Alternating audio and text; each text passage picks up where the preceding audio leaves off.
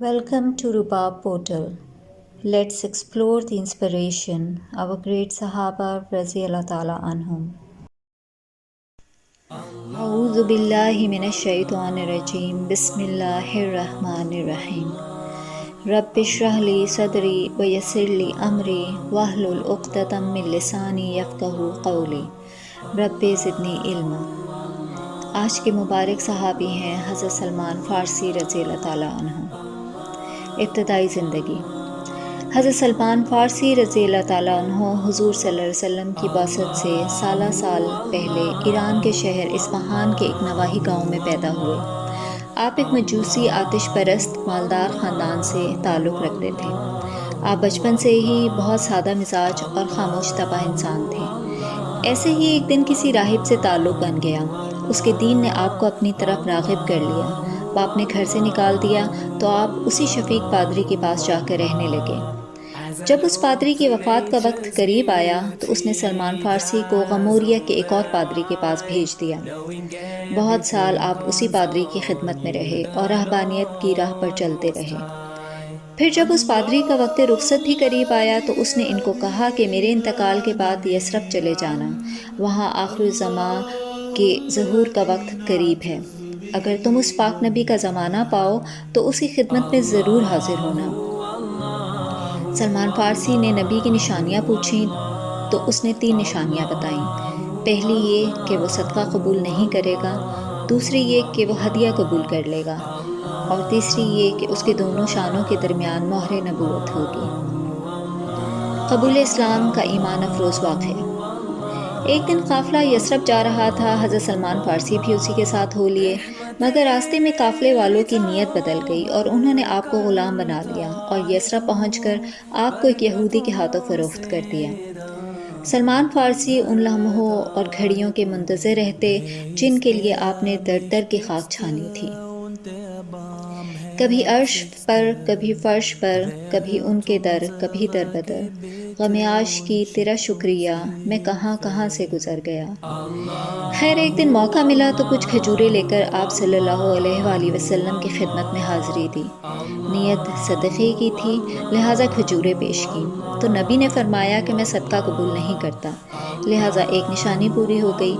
کچھ دیر بعد دوبارہ کھجوریں لے کر خدمت میں حاضر ہوئے، نیت ہدیے کی تھی، وہ حضور نے قبول کر لیا، دوسری نشانی بھی پوری ہو گئی۔ اگرچہ یہ 2 نشانیاں ہی نبوت کے لیے ثبوت کافی تھی، مگر شوق تھا کہ تیسری نشانی بھی پوری ہو۔ ایک دن حضور ان کے باغ میں تشریف لائے، آپ کے شانوں پر چادر مبارک تھی۔ سلمان فارسی فرماتے ہیں کہ میں آپ کے پیچھے پیچھے چل دیا، آرزو تھی کہ ہوا کا کوئی تیز جھونکا آئے اور چادر ہٹ جائے۔ حضور میرے ارادہ قلب سے آگاہ ہو گئے۔ فَأَلْقَ إِلَيَّ رِدَاءَ، حضور نے چادر اتار کر اپنی پشت کو میری جانب کرتے ہوئے فرمایا انظر إِلَىٰ مَا أُمِرْتَ بِهِ۔ تو سلمان فارسی کہتے ہیں کہ میں نے دیکھا حضور پاک کے 2 کندھوں کے درمیان مہر نبوت تھی، تو میں دوڑ کر ان سے لپٹ گیا اور حضور کے مہر نبوت کو چوم لیا۔ سبحان اللہ۔ حضور نے آپ کو مشرف اسلام کیا اور آپ کا اسلامی نام سلمان فارسی رکھا گیا۔ غلامی سے آزادی۔ حضور صلی اللہ علیہ وآلہ وسلم کو سلمان فارسی کی مجبوری کا علم تھا، لہٰذا فرمایا کہ تم اپنے آقا کو معاوضہ دے کر آزاد ہو جاؤ۔ یہودی نے 40 اوقیہ سونا اور 300 پودے لگانے کے عوض معاوضہ طے کیا۔ حضور نے صحابہ کے ساتھ مل کر پودے لگائے اور ایک غزوے سے حاصل رقم سے یہودی کو سونا حوالہ کر دیا، جس کی بدولت حضرت سلمان فارسی کو غلامی سے آزادی ملی۔ حضور پاک کا لگایا ہوا کھجوروں کا باغ آج بھی مدینہ میں سرسو شاداب ہے۔ غزوات۔ حضرت سلمان فارسی کے گلے میں جب تک غلامی کا طوق تھا وہ کسی غزوے میں حصہ نہ لے سکے۔ احد اور بدر دونوں ہی گزر گئے، مگر غزوہ احزاب میں بھرپور شرکت کی۔ ذی-القعدہ 5 ہجری میں غزوہ احزاب پیش آیا۔ حضور نے صحابہ کرام سے مشورہ کیا۔ حضرت سلمان فارسی چونکہ ایرانی جنگی طریقوں سے واقف تھے تو انہوں نے عرض کی یا رسول اللہ، دشمن کے مقابلے میں ہماری تعداد بہت تھوڑی ہے، مدینہ کے چاروں طرف خندق کھود کر ان کے لیے رکاوٹ بنا دی جائے۔ حضور کو ان کی تجویز بہت پسند آئی اور 3000 صحابہ کرام کے ساتھ اس کام میں شریک ہو گئے۔ تقریباً 15 دن کی محنت کے بعد 5 گز چوڑی اور 5 گز گہری خندق مدینہ کے اطراف میں کھود دی گئی۔ اسی دوران انصار و مہاجرین میں ایک دلچسپ بحث بھی چھڑ گئی۔ انصار سلمان فارسی کو اپنا ساتھی اور مہاجرین اپنا ساتھی کہتے۔ حضور نے جب یہ بحث سنی تو فرمایا، سلمان مثل اہل بیت، مطلب سلمان میرے اہل بیت میں سے ہیں۔ ماشاءاللہ، کیا رتبہ ملا تھا۔ آخر کار 27 دن کے محاصرے کے بعد مشرکین منہ کی کھا کر واپس چلے گئے۔ آپ نے فرمایا، جنت 3 لوگوں کی مشتاق ہے، حضرت علی، عمار بن یاسر اور سلمان فارسی کی۔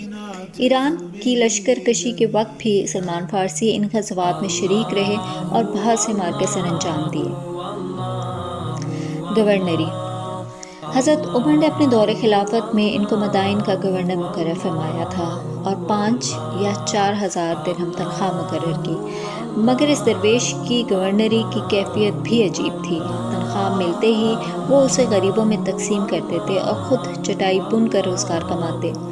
چٹائی کی بھی آمدنی کا 1/3 حصہ فروخت کر دیتے۔ ایک جھبا زیب پہ تن فرماتے اور بغیر زین کے گدھے پر سوار ہو کر آتے جاتے۔ لوگوں کا سامان اٹھانے میں مدد کرتے، اپنا آٹا خود ہی گون لیتے۔ ایک دن ایک شخص نے بہت ضد کی کہ میں آپ کے رہنے کے لیے ایک گھر بنا دیتا ہوں۔ آپ کے بہت منع کرنے پر بھی وہ نہ مانا۔ آخر آپ نے فرمایا کہ بنانا ہے تو ایسا بناؤ کہ کھڑا ہوں تو سر چھت کو لگے اور لیٹوں تو پہلو اور پیر دیوار کو لگیں۔ آخر اس شخص نے ان کی خواہش کے مطابق ایک جھونپڑی نما گھر آپ کے لیے بنا دیا۔ وصال مبارک: حضرت سلمان فارسی نے ایک طویل عمر پائی۔ ان کی عمر کے بارے میں مختلف روایات ہیں، جیسے 80، 100 یا 150 سال۔ آپ نے حضرت عثمان کے دور خلافت میں وفات پائی۔ ایک دن حضرت سعد بن وقاص رضی اللہ تعالیٰ عنہ آپ کے مرض الموت میں آپ سے ملنے آئے تو آپ رونے لگے۔ وجہ پوچھی تو فرمایا کہ حضور صلی اللہ علیہ وآلہ وسلم نے مجھ سے کہا تھا دنیا جمع نہ کرنا، اور اب میرے پاس اسباب ہیں، مجھے ڈر ہے کہ میں اپنے آقا کے دیدار سے محروم نہ ہو جاؤں۔ اور وہ اسباب جس کی وجہ سے آپ گریہ کر رہے تھے، ایک بڑا پیالہ، ایک لوٹا، ایک بوسیدہ کمبل تھا۔ تکیے کی جگہ 2 اینٹیں رکھی ہوئی تھیں۔ وفات کے وقت ان کے کل سامان کی قیمت 20 یا 22 درہم تھی۔ آپ کے پیغام کا خلاصہ: آپ کا شمار ان جلیل القدر صحابہ میں ہوتا ہے جن کو رسول اللہ صلی اللہ علیہ وآلہ وسلم کی بارگاہ میں خاص تقرب حاصل تھا۔ آپ اپنے علم و فضل، عشق رسول، فہم و تدبر، زہد اور تفقہ فی الدین کی وجہ سے صحابہ میں ایک الگ شان کے حامل تھے۔ آپ نے جلالت و قدر پر تمام مسلمانوں کے مکاتب کا اتفاق ہے۔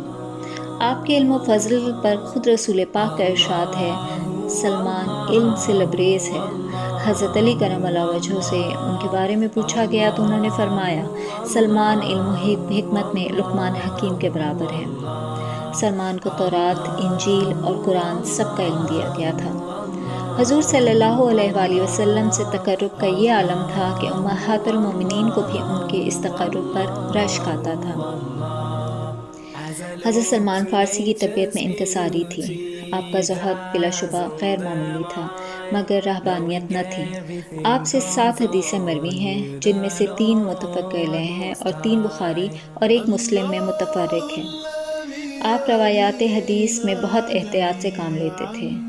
خوف آخرت کا یہ عالم تھا کہ فرماتے تھے کہ مجھے 3 آدمیوں پر بہت تعجب ہوتا ہے، ایک وہ جو ہر وقت دنیا کی طلب میں رہے، دوسرا وہ جو موت کو بھلائے بیٹھا ہے، اور تیسرا وہ جو قہقہے مار کر ہنستا ہے۔